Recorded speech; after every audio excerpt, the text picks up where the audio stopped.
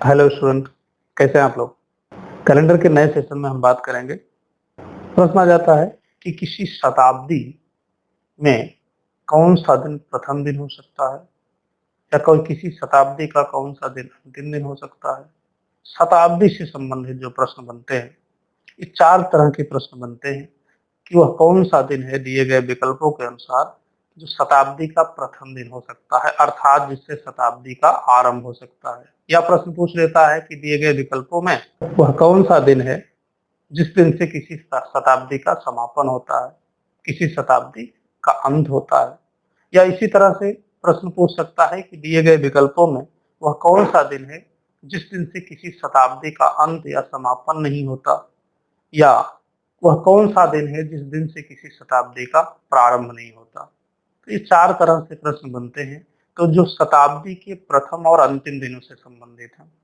शताब्दी के प्रथम और अंतिम दिनों से संबंधित होने के कारण सबसे पहले हम समझें कि शताब्दी किसे कहते हैं।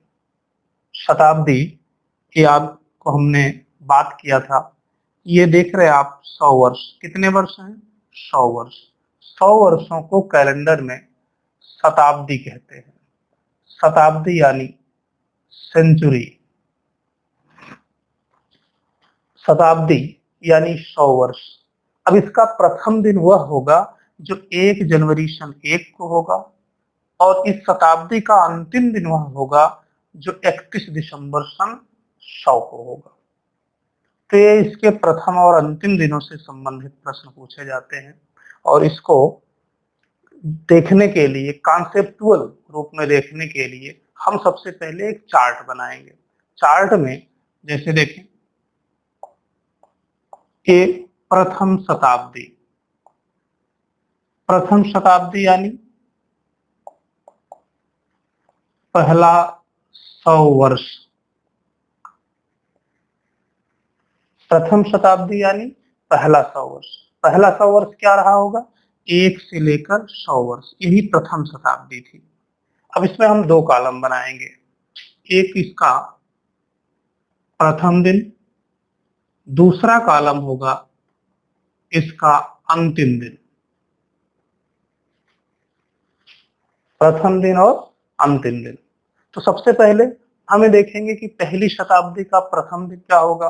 पहली शताब्दी का प्रथम दिन ये जानने से पहले जरा ध्यान दें, हमारी बात हुई थी कि कैलेंडर का प्रारंभ, जिस दिन कैलेंडर आरंभ हुआ होगा, यानी 1 जनवरी सन 1 को कैलेंडर का पहला दिन सोमवार माना गया था। और कैलेंडर का पहला दिन सोमवार माना गया था, तो जिस दिन से कैलेंडर शुरू हुआ यानी सोमवार से, वह कैलेंडर का पहला दिन, प्रथम दिन कहलाएगा। ठीक। और इसी तरह जिस दिन से कैलेंडर शुरू हुआ उसी दिन से सप्ताह भी शुरू हुआ, महीना भी शुरू हुआ, वर्ष भी शुरू हुआ, शताब्दी भी शुरू हुई। तो इसके साथ ध्यान रखें कि अगर प्रश्न आए कि कैलेंडर का आरंभ किस दिन से हुआ, तो जवाब सोमवार। पूछा जाए कि कैलेंडर में पहला सप्ताह किस दिन से शुरू हुआ, तो सोमवार। पूछा जाए कि कैलेंडर में पहला महीना किस दिन से शुरू हुआ, तो जवाब सोमवार। पूछा जाए कि कैलेंडर में पहला वर्ष किस दिन से शुरू हुआ, तो भी सोमवार। अगर पूछा जाए कि कैलेंडर में पहली शताब्दी किस दिन से शुरू हुई, तो भी जवाब सोमवार ही होगा। ठीक।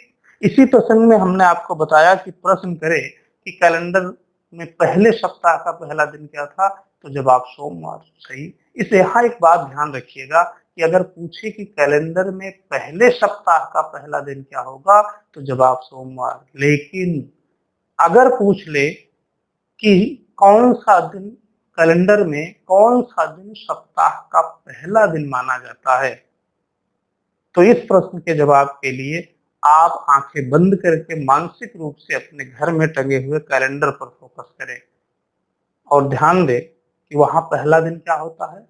रविवार, संडे।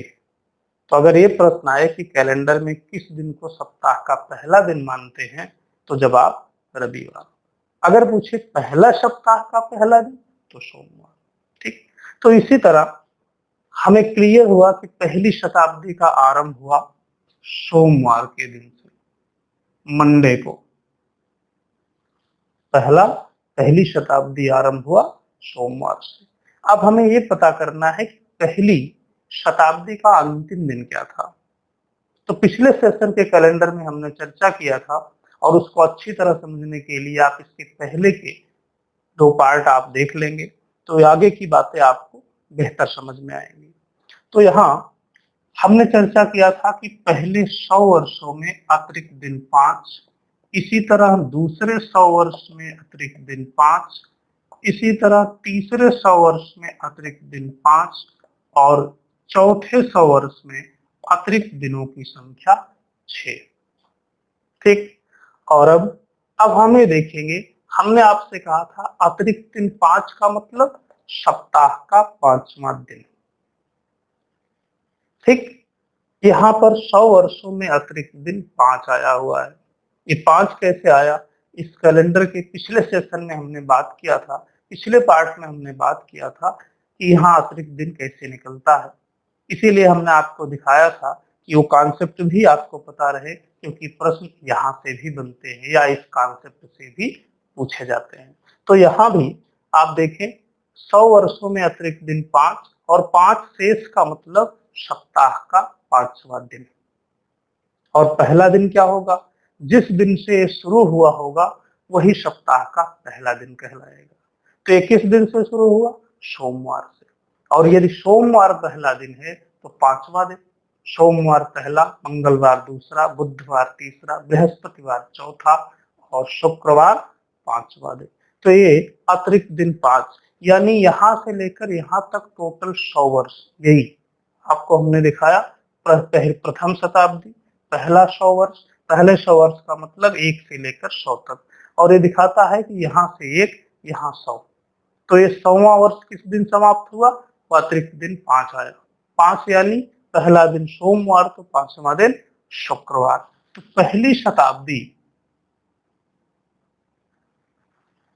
पहली शताब्दी का समापन शुक्रवार को हुआ था। तो फिर दूसरी शताब्दी का आगाज किस दिन हुआ होगा? दूसरी शताब्दी का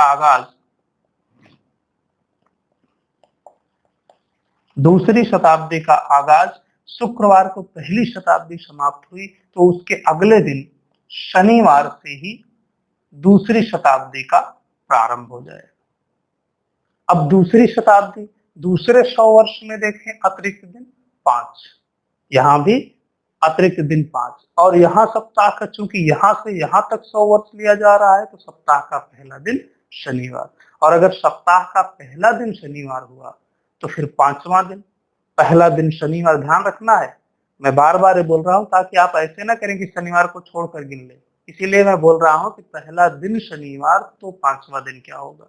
तो पहला शनिवार, दूसरा रविवार, तीसरा सोमवार, चौथा मंगलवार और 5वां बुधवार, वेडनेसडे।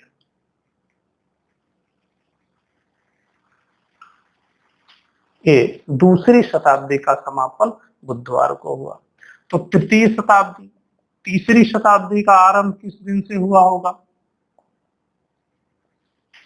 तीसरी शताब्दी बुधवार को दूसरी शताब्दी समाप्त हुई, तो उसके अगले दिन बृहस्पतिवार से तीसरी शताब्दी शुरू हो जाएगी। बृहस्पतिवार को तीसरी शताब्दी का आरंभ हो जाएगा। और अब तीसरी शताब्दी यानी तीसरे 100 वर्ष में भी अतिरिक्त दिनों की संख्या 5, और यहाँ शुरू होता है बृहस्पतिवार से। तो सप्ताह का पहला दिन बृहस्पतिवार, शेष 5 का मतलब सप्ताह का 5वां दिन। और पहला दिन बृहस्पतिवार, तो दूसरा शुक्रवार, तीसरा शनिवार, चौथा रविवार और 5वां सोमवार। तो ये तीसरी शताब्दी समाप्त हुई थी सोमवार के दिन से। और इसी के अगले दिन मंगलवार से चौथी शताब्दी का आरंभ हो जाएगा।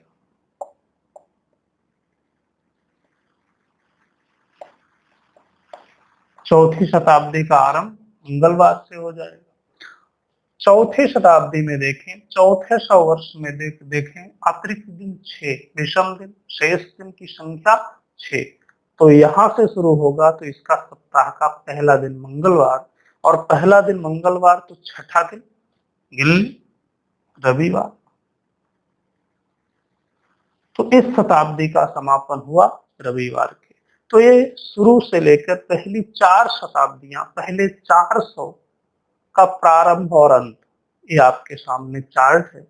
और इसके बाद यहाँ पर देखें, अगर आप खुद देखें कैलेंडर की स्थिति, पहली शताब्दी की जैसा ही 5वीं शताब्दी, यानी ये पहली, दूसरी, तीसरी, इसी के बाद हमारी चर्चा हुई थी ना कि जब ये साधारण वर्ष बना दिए गए थे, तीनों शताब्दी वर्ष, तो फिर यहाँ इन तीनों 100 वर्षों की स्थिति एक जैसी, इसकी चौथे की अलग, चौथे शताब्दी की अलग स्थिति, इसीलिए इसमें अतिरिक्त दिन 6 रहे। तो यहाँ और यही क्रम आगे भी चला रहेगा, 500, 600, 700 की एक स्थिति और 800 की स्थिति इसके जैसी। तो फिर यही रिपीट हो जाएगा, और यही रिपीट हो जाएगा।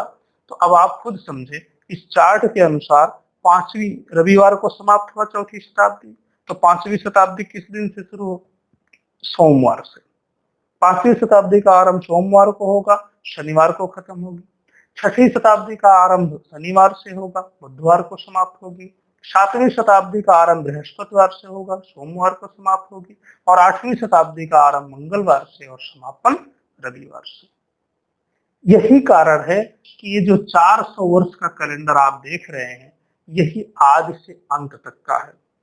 यही 4 शताब्दी कैलेंडर में, इस ग्रेगोरियन कैलेंडर में यही 400 वर्ष बार बार रिपीट होते हैं। अर्थात इन 400 वर्षों की स्थिति जो भी कैलेंडर में थी, यही अगले 400 वर्ष में ज्यों का त्यों रिपीट होता है। अर्थात अगर हमने 400 वर्ष को लगातार कैलेंडर में जान लिया, तो हमें कैलेंडर का आदि से अंत पता हो गया। तो ये कैलेंडर, इसका मतलब ये हुआ कि इस ग्रेगोरियन कैलेंडर में जो भी शताब्दी शुरू होगी, इन्हीं 4 दिन से शुरू होगी। चूंकि सप्ताह में कुल 7 दिन होते हैं, तो इन 4 से अगर शताब्दी शुरू होगी, तो इसका मतलब बाकी 3 दिनों से शताब्दी का आरंभ नहीं हो सकता। और वो 3 दिन कौन से हैं?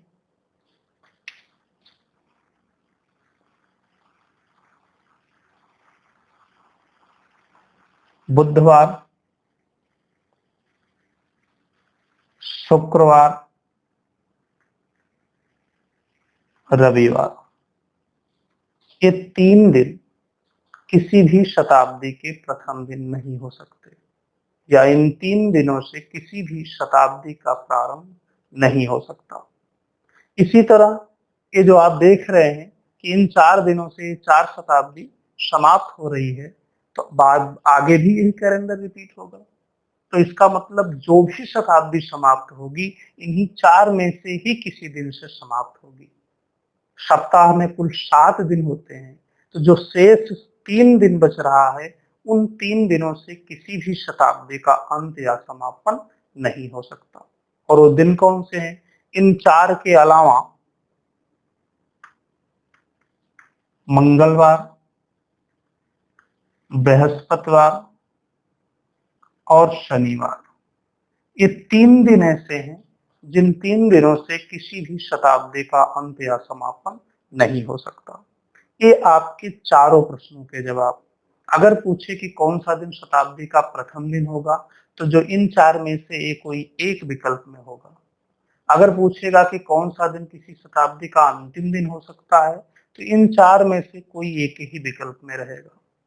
पूछेगा कि कौन सा दिन किसी शताब्दी का प्रथम दिन नहीं हो सकता, तो इन 3 में से कोई एक विकल्प में होगा, जो होगा वही हमारा जवाब।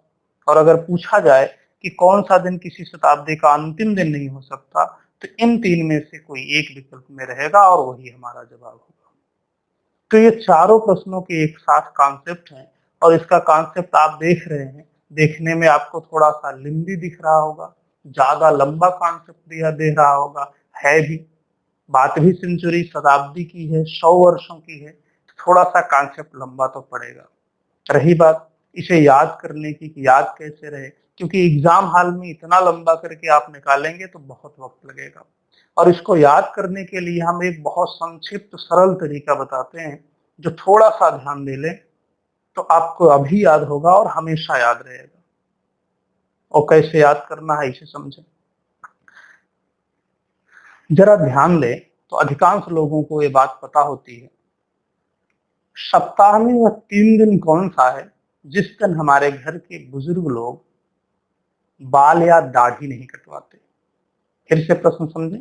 सप्ताह का वह 3 दिन कौन सा है जिस दिन हमारे घर के बुजुर्ग लोग बाल या दाढ़ी नहीं कटवाते? प्रश्न कुछ लोगों को पता होगा और जिनको नहीं पता है वो ध्यान से समझे। वो 3 दिन होते हैं ये, मंगलवार, बृहस्पतिवार, शनिवार। इन 3 दिनों से बुजुर्ग लोग बाल या दाढ़ी नहीं कटवाते। और अब यही इसी के साथ, इसी जानकारी के साथ हमें इसे इंक्लूड करना है और हमेशा हमारे पास रहेगा। कैसे?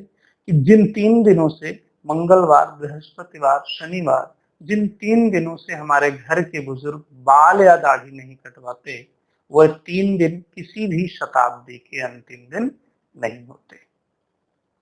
ठीक, जिन 3 दिनों से वह बाल या दाढ़ी नहीं कटवाते, उन 3 दिनों से किसी भी शताब्दी का अंत या समापन नहीं हो सकता। ठीक, और इसी के साथ ये भी क्लियर हो जाएगा कि ये 3 दिन अगर नहीं होते तो सप्ताह के कुल 7 दिन होते हैं, तो बाकी 4 दिनों से समापन हो सकता है। और इसी के साथ ही ये तो इस बात को और अच्छी तरह समझें, अगर मंगलवार से कोई शताब्दी, देखें, बुधवार को एक शताब्दी समाप्त हुई तो दूसरी शताब्दी उसके अगले दिन से शुरू हुई। ठीक, अगर मंगलवार से कोई शताब्दी समाप्त नहीं होगी तो उसके अगले दिन बुधवार से किसी शताब्दी का आरंभ कैसे हो सकता है? इसी तरह अगर बृहस्पतिवार से कोई शताब्दी समाप्त नहीं होगी तो उसके अगले दिन शुक्रवार से किसी शताब्दी का आरंभ नहीं हो पाएगा। इसी तरह अगर शनिवार से किसी शताब्दी का समापन नहीं हो सकता तो फिर उसके अगले दिन रविवार से किसी शताब्दी का आरंभ भी नहीं हो सकता। अर्थात फिर से उसी जानकारी के तहत कि जिन 3 दिनों से बुजुर्ग लोग बाल या दाढ़ी नहीं कटवाते, वह 3 दिन किसी भी शताब्दी के अंतिम दिन नहीं हो सकते, और उन 3 दिनों के तुरंत बाद आने वाले 3 दिन किसी शताब्दी के प्रथम दिन नहीं हो सकते। ठीक, उन 3 दिनों के तुरंत बाद आने वाले 3 दिनों से किसी भी शताब्दी का आरंभ नहीं हो सकता। तो 3 दिनों से आरंभ नहीं होगा तो इन 3 को छोड़कर शेष 4 दिन आरंभिक दिन होते हैं। तो ये आपको इसी लहजे से एक बार थोड़ा सा प्रयास करें, और हमेशा, क्योंकि जब हम अटपटे लहजे में कोई बात याद रखते हैं तो ज्यादा लंबे समय तक हमें याद रहती है, और ये जरूरी है कि ये बात भी आपको बेहतर कम समय में याद होगा, ज्यादा लंबे समय तक रहेगा अगर हम इसके प्रश्न को और उसके कॉन्सेप्ट को अच्छी तरह समझ रहे हैं तो। और इसी के साथ इस बात को भी ध्यान रखना आप कि कभी कभी पूछ लेता है शताब्दी, कौन सा दिन किसी शताब्दी वर्ष का अंतिम दिन होगा या किसी शताब्दी वर्ष का अंतिम दिन नहीं होगा। ध्यान रखिएगा इसको। अभी जो हम चर्चा कर रहे थे ये शताब्दी की कर रहे थे, और अब हम जो कह रहे हैं शताब्दी वर्ष कह रहे हैं। और शताब्दी वर्ष कह रहे हैं तो शताब्दी वर्ष ये 4 प्रकार के होते हैं। क्योंकि यही 400 वर्ष कैलेंडर में बार बार रिपीट होता है, तो इन 400 में शताब्दी वर्ष 4 पड़ते हैं। तो आगे भी यही शताब्दी वर्ष की ही कंडीशन रिपीट होगी। तो जो हमने आपको याद कराया था पहले सेशन में 1700, 1800, 1900, 2000, उसी का 1 तारीख निकाल लो तो आरंभिक दिन पता चल जाए, उसी के 31 दिसंबर का दिन निकाल लो तो अंतिम दिन। लेकिन यहाँ आवश्यक ये है कि वो शताब्दी पूछा है कि शताब्दी वर्ष पूछा है, ध्यान रखना।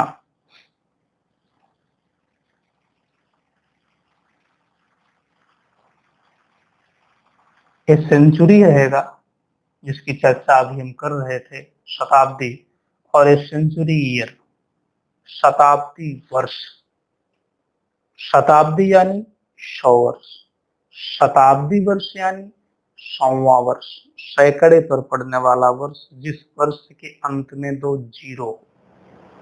राइट। अब हम बात करते हैं अगले टाइप के प्रश्न। प्रश्न आ जाता है जिस तरह अभी अभी हमने देखा पिछले प्रश्न को कि किसी शताब्दी वर्ष के प्रथम और अंतिम दिन को लेकर के प्रश्न आ जाता है, उसी तरह प्रश्न आ जाता है कि एक साधारण वर्ष में या एक लीप वर्ष में वह कौन से महीने हैं जिनके प्रथम दिन एक समान होते हैं, यानी जिन महीनों के पहले दिन एक जैसे होते हैं। किसी साधारण वर्ष में वो कौन से महीने होते हैं, या किसी लीप वर्ष में वह कौन कौन से महीने होते हैं, इस तरह का। तो हम बनाते हैं इसी प्रश्न के जवाब के लिए एक साधारण वर्ष का चार्ट। और इस साधारण वर्ष के चार्ट को बनाना इसलिए आवश्यक है ताकि आप इसके कॉन्सेप्ट को अच्छी तरह समझ पाएं, और इसी के साथ यह भी कि अतिरिक्त और विषम दिन निकालने का तरीका एक बार पुनः आप अच्छी तरह से समझें ताकि इसमें आपकी गलती ना हो किसी भी सूरत में। तो आइए, एक साधारण वर्ष का चार्ट लिया जाता है। ये उसके 12 महीने हैं और इन महीनों को हम किसी भी सप्ताह के 7 दिनों में से किसी एक दिन से इस वर्ष का आरंभ करते हैं। कोई भी दिन ले लिया जाए, इससे कोई फर्क नहीं पड़ता, क्योंकि हमें दिन से नहीं, हमें कॉन्सेप्ट से मतलब है कि कॉन्सेप्ट कैसा होता है। तो ये साधारण वर्ष के लिए साधारण वर्ष पे जनवरी जनवरी को हम मान लें कि जनवरी का आरंभ अगर रविवार से हुआ हो, किसी साधारण वर्ष का आरंभ रविवार से, साधारण वर्ष का मतलब 1 जनवरी को रविवार रहा। अब हम देखेंगे प्रत्येक महीनों के पहले और अंतिम दिन, इसीलिए 2 कॉलम है, प्रथम दिन और अंतिम दिन। तो सबसे पहले रविवार, जनवरी का पहला दिन रविवार हुआ। अब हम पता करेंगे कि जनवरी का अंतिम दिन क्या था। अब हम ये देखेंगे कि यहाँ से यहाँ यानी प्रथम से लेकर अंतिम दिन तक कुल कितने दिन हैं, अर्थात जनवरी महीने में कुल कितने दिन होते हैं। तो जनवरी महीने में कुल दिनों की संख्या 31 होती है। जनवरी 31 का महीना है, और 31 का महीना है तो अगर 31 में हम 7 से भाग दें तो 7 चौक 28 शेष 3, ये दिखाता है 4 कंप्लीट सप्ताह प्लस 3 अतिरिक्त दिन। तो हमारी चर्चा हुई थी कि अतिरिक्त दिन के कॉन्सेप्ट में हम 31वां दिन वही मानेंगे जो तीसरा दिन होता है, अर्थात जो तीसरा दिन होगा वही 31वां दिन भी होता है। तो हम इस स्थिति को सीधे सीधे देख लें कि यहाँ पर जिस दिन से 31वां भाई गिना जाएगा तो किस दिन से गिना जाएगा, 1 तारीख से गिना जाएगा। ध्यान रखना आप, कभी कभी ये प्रश्न आ जाता है कि ये 3 तारीख जो 3 दिन दिखाई दे रहे हैं, इसे इस दिन को दिए गए दिन को लेकर गिना जाए कि छोड़कर गिना जाए। तो इसके जवाब में सीधे सीधे समझिए कि हमने आपको कहा कि 31वां दिन जो होता है वही तीसरा दिन होता है। तो जहां से 31 गिना जाएगा वहीं से 3 भी गिना जाएगा, और 31 कहां से गिना जाएगा, 1 जनवरी को लेते हुए। तो ये भी उस 1 जनवरी को पड़ने वाले दिन को लेकर गिना जाएगा। तो 3 शेष का मतलब सप्ताह का तीसरा दिन। ध्यान रखना, सप्ताह का तीसरा दिन, 3 दिन बाद या 3 दिन पहले नहीं। तो ये बताता है कि 31वां दिन वही होगा जो सप्ताह का तीसरा दिन होगा। तो सप्ताह का पहला दिन क्या है, रविवार, दूसरा सोमवार, तीसरा मंगलवार, अर्थात जनवरी का अंतिम दिन मंगलवार होगा।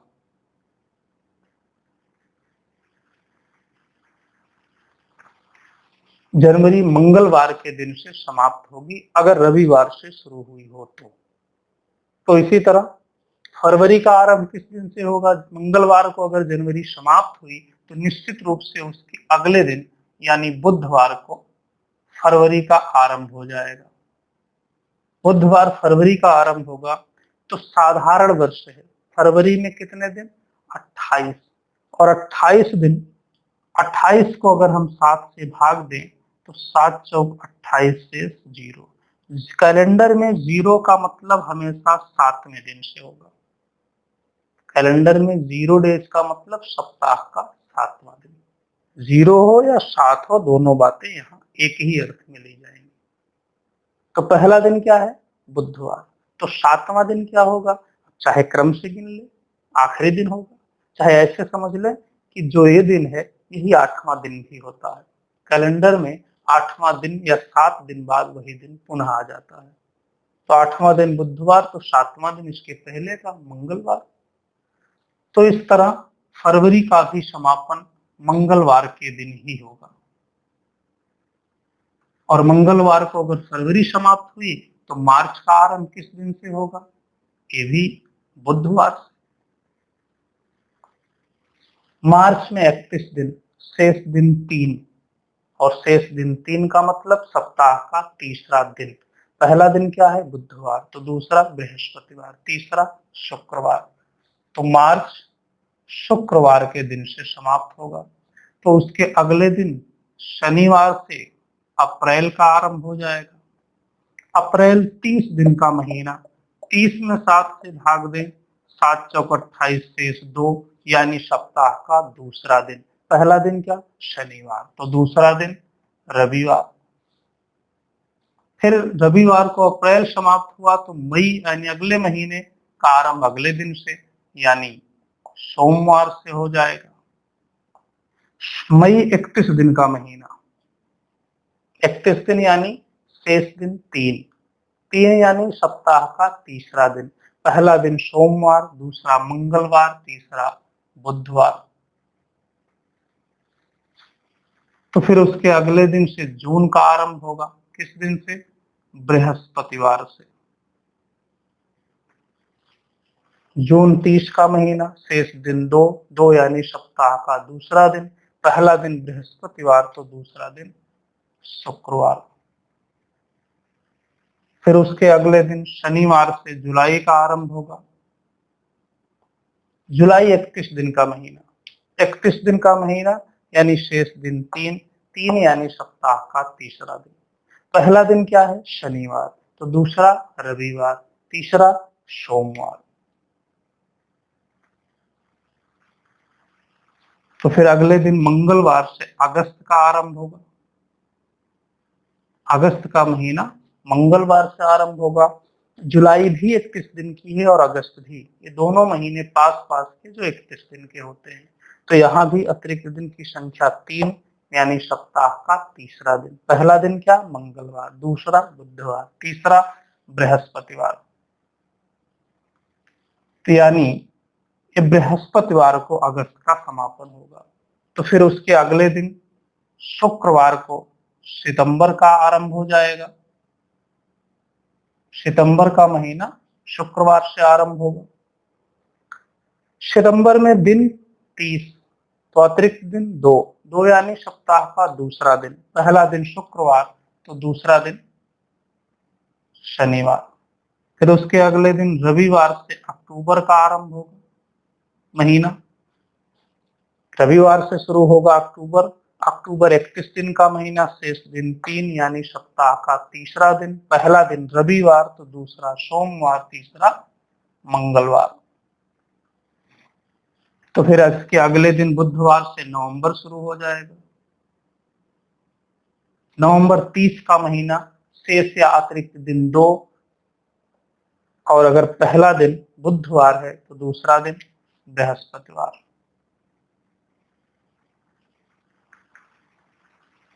तो फिर इसके अगले दिन शुक्रवार को दिसंबर का महीना शुरू हो जाएगा। दिसंबर का प्रथम दिन शुक्रवार को पड़ जाएगा। दिसंबर 31 का महीना, शेष दिन 3, 3 यानी सप्ताह का तीसरा दिन। पहला दिन शुक्रवार, तो दूसरा दिन शनिवार, और तीसरा दिन रविवार। ये है एक साधारण वर्ष के महीनों के प्रथम और अंतिम दिन या उनके कॉन्सेप्ट। ध्यान रखें, आप देख रहे हैं जनवरी रविवार से शुरू हुआ। जनवरी का महीना रविवार से शुरू हुआ, और आप देख रहे हैं कि इस चार्ट में पुनः रविवार से शुरू हुआ अक्टूबर का महीना। एक कॉन्सेप्ट के लिए हमने बताया। वहां अगर आप सोमवार रखते तो ये भी सोमवार होता, वहां अगर शुक्रवार से शुरू करते तो ये भी शुक्रवार होता। तो हमें यहाँ दिन से नहीं बल्कि उनके कॉन्सेप्ट को पकड़ना। तो इस साधारण वर्ष में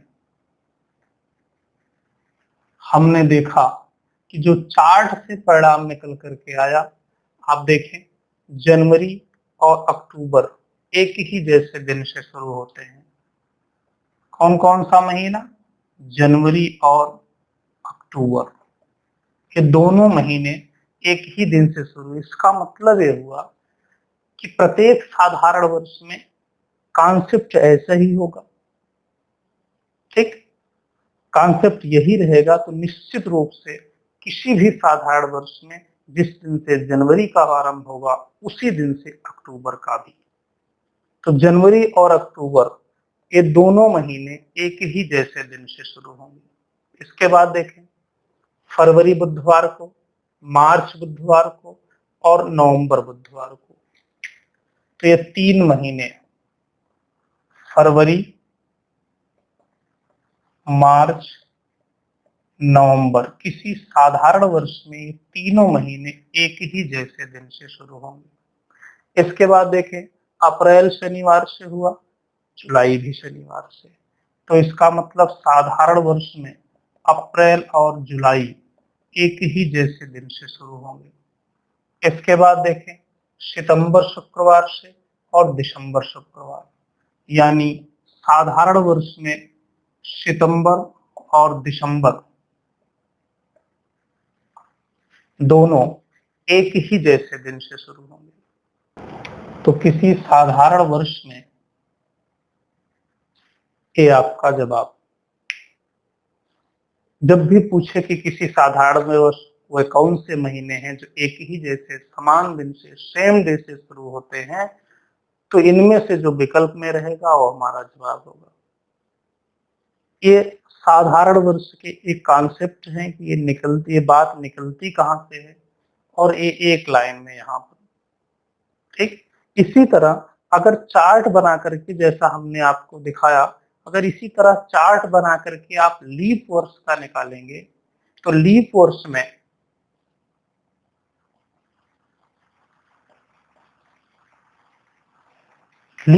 में आप देखेंगे कि जनवरी, अप्रैल, जुलाई, ये 3 महीने एक जैसे दिन से शुरू होंगे। फरवरी और अगस्त 2 महीने एक जैसे दिन से शुरू होंगे। मार्च और नवंबर ये 2 महीने एक जैसे दिन से शुरू होंगे। सितंबर और दिसंबर ये 2 महीने एक जैसे दिन से शुरू होंगे। ठीक, किसी साधारण वर्ष में जब आप पूछे तो ये, किसी लीप वर्ष में जब आप पूछे तो ये, कॉन्सेप्ट उसका है। देखिए, हम कॉन्सेप्ट बार बार आपको इसलिए दिखाते हैं कि प्रश्न की को अच्छी तरह से आप समझें, कि जब एग्जाम में प्रश्न आए तो ये पूछना क्या चाहता है, कहना क्या चाहता है प्रश्न, ये बहुत अच्छी तरह समझ में आए, तो जवाब ही हमें निकालने में आसानी होगी। जब हम जानेंगे कि पूछ क्या रहा है, जवाब देना कैसे है। अब मन में ये प्रश्न आता है कि इतना लॉन्ग मेथड एग्जाम में समय नहीं होता। बिल्कुल नहीं होता। अगर इसको आप याद रखते हैं तो याद तो ये हो जाएगा, लेकिन कितने दिन याद रहेगा इस पर भरोसा नहीं किया जा सकता। और इसको संक्षिप्त रूप में हल करने के छोटे छोटे तरीके भी हैं, कि अतिरिक्त दिन का सहायता लेकर के मैच करा लिया जाए विकल्प के आधार पर। और इन सबसे परे, या इन सबसे सरल आप कह सकते हैं कि एक और तरीका है जिसमें आपको कुछ भी याद करने की जरूरत ही नहीं होगी। कैलेंडर के पहले सेशन में हमने बात किया था, कैलेंडर का किसी भी शताब्दी का वर्ष, तारीख, महीना बता करके दिन पूछा जाए तो एक सिस्टम पर हमारी बात हुई थी कि हम कम से कम समय में जवाब कैसे दे सकते हैं। और उस सिस्टम के महीनों का एक कोड था। अगर वो कोड आपको याद है तो फिर देखें, उस कोड की सहायता से आपको इसको रटना ही नहीं, बिल्कुल नहीं रटना है। अगर प्रश्न पूछे कि किसी साधारण वर्ष में वह कौन से महीने हैं जिनके प्रथम दिन एक समान होते हैं, तो फिर इसके लिए ये हमने आपको कॉन्सेप्ट दिखाया, फिर आपको ये सीधे सीधे जवाब। अब जवाब इससे बेहतर आपको जो महीने के कोड थे वो महीने के कोड साधारण वर्ष का पूछे तो साधारण वर्ष के महीने के कोड रख लें। 6225, 0351, 4624 कोड हो गया ये साधारण वर्ष का। लीप वर्ष का पूछे तो लीप वर्ष के कोड सामने रख लें। 5125, 0351, 4624। ठीक, दोनों के कोड में पुनः देख लें, अंतर क्या है, केवल जनवरी और फरवरी के कोड में, बाकी किसी महीने के कोड में कोई अंतर नहीं है। तो अगर इस तरह का प्रश्न पूछे तो हमें करना क्या है, करना ये है कि कोड आप अपने सामने रख लें जो आपको याद रहेगा, और इसमें देखें जिन महीनों के कोड एक जैसे हैं वो एक जैसे दिन से शुरू होते हैं। फिर से ध्यान दें, इन दोनों महीनों के कोड इसीलिए समान है क्योंकि यह एक जैसे दिन से शुरू होने वाले महीने हैं। जनवरी, अक्टूबर, इसी तरह फरवरी, मार्च, नवंबर, ये तीनों महीनों के कोड एक जैसे, ये तीनों महीने एक जैसे दिन से शुरू होते हैं। इसी तरह अप्रैल, जुलाई, इसी तरह सितंबर और दिसंबर।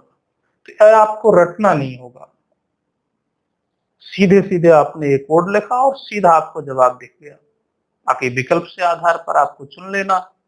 इसी तरह अगर लीप वर्ष का पूछा हो तो लीप वर्ष के कोड सामने रख लें महीनों के। फिर देखें जनवरी, अप्रैल, जुलाई, फरवरी और अगस्त, फिर इसी तरह मार्च और नवंबर, फिर अगला सितंबर और दिसंबर। ये सभी जवाब आपके सामने हैं। तो जब ये हमें याद रखना है तो फिर इसके जवाब के लिए हमें ऐसे किसी ट्रिक की जरूरत ही नहीं, सीधे सीधे महीने के कोड रखें और ये सीधा आपके सामने। ठीक, कैलेंडर के इस सेशन में बस इतना। कैलेंडर का ये सेशन यहाँ समाप्त होता है। अगले सेशन में कुछ नए तरह के बनने वाले प्रश्नों पर हम चर्चा करेंगे, और तब तक आप इसको बेहतर रूप में समझें, इस पर प्रैक्टिस करें, क्वेश्चन देखें, आगे हम प्रैक्टिस कराएंगे और बेहतर हो जाएगा। लेकिन ये बीच बीच में एक कॉन्सेप्ट क्लियर होने के बाद इनका दिए गए पूछे गए प्रश्नों से तालमेल बिठाएं। जो आपकी बुकों में क्वेश्चन दिए गए हैं उनसे इस नियम को संबंधित करके देखें कि अब आपको आपका जवाब मिल रहा है या नहीं। और चैनल को लाइक, शेयर, सब्सक्राइब करते रहें। देखिए, लाइक तभी करें जब आपको पसंद आए, क्योंकि आपके लाइक से हमें उत्साह मिलता है कि हाँ आपको पसंद आ रहा है। तो पसंद आए तभी लाइक दें, जबरदस्ती का नहीं। देखें जरूर, समझें, देखें, प्रश्नों को हल करें और लिंक को शेयर करें। धन्यवाद।